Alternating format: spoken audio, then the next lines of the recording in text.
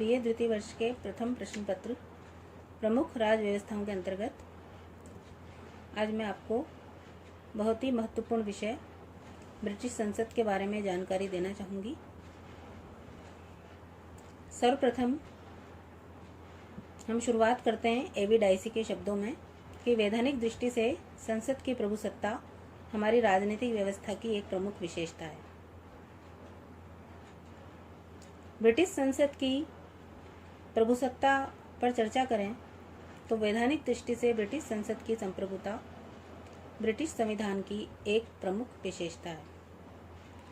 British संसद कानून निर्माण की सामान्य प्रक्रिया के आधार पर ही सभी विषयों के संबंध में कानून का निर्माण कर सकती है और इसके द्वारा निर्मित कानून को किसी के भी द्वारा चुनौती नहीं दी जा सकती। सैद्धांतिक दृष्टि से कानून निर्माण के क्षेत्र में ब्रिटिश संसद को प्राप्त इस असीमित शक्ति को ही हम संसद की संप्रभुता के नाम से जानते हैं। ब्रिटिश संसद के संबंध में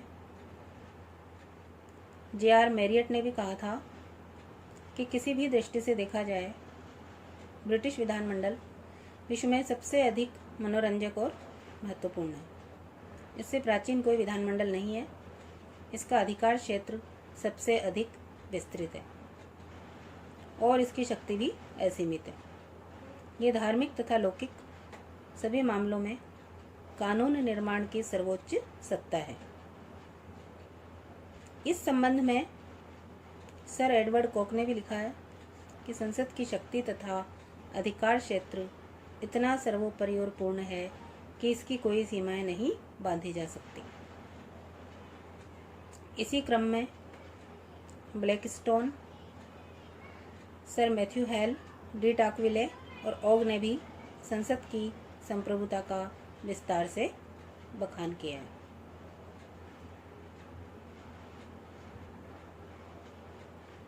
डाइसी ने संसद की संप्रभुता पर विशेष रूप से बल दिया है। उनके अनुसार ब्रिटिश संसद वैधानिक दृष्टि से इतनी शक्तिशाली है कि वह एक शिशु को प्रौढ़ करार दे सकती है। वह मृत्यु के बाद किसी भी व्यक्ति को राजद्रोही सिद्ध कर सकती है।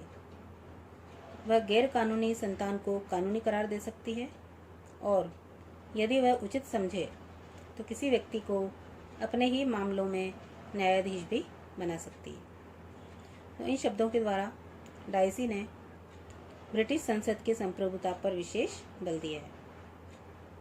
अब हम अगले प्रश्न पर आते हैं कि संसद की प्रभुसत्ता का आशय किन बातों से होता है।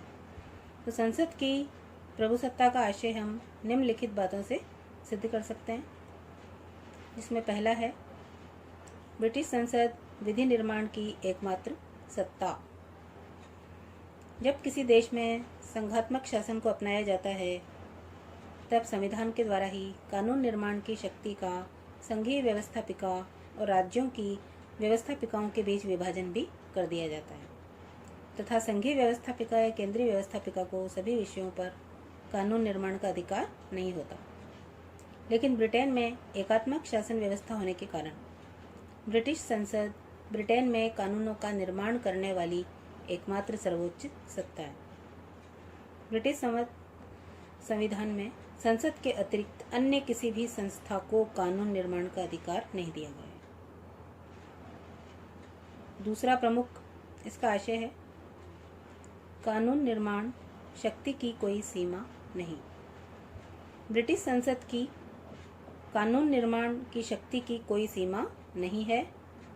ब्रिटेन में ऐसा कोई भी विषय नहीं है जिसके संबंध में संसद कानून का निर्माण न कर सके। संसद की शक्ति तथा अधिकार क्षेत्र इतना सर्वोपरि और पूर्ण है कि इसकी कोई सीमाएं नहीं बांधी जा सकती। तीसरा प्रमुख आशय है किसी भी कानून में परिवर्तन की क्षमता। ब्रिटिश संसद किसी भी कानून में परिवर्तन कर सकती है। ब्रिटेन का संविधान एक लचीला संविधान है, अतः वहाँ साधारण विधि और संवैधानिक विधि के बीच कोई अंतर नहीं है।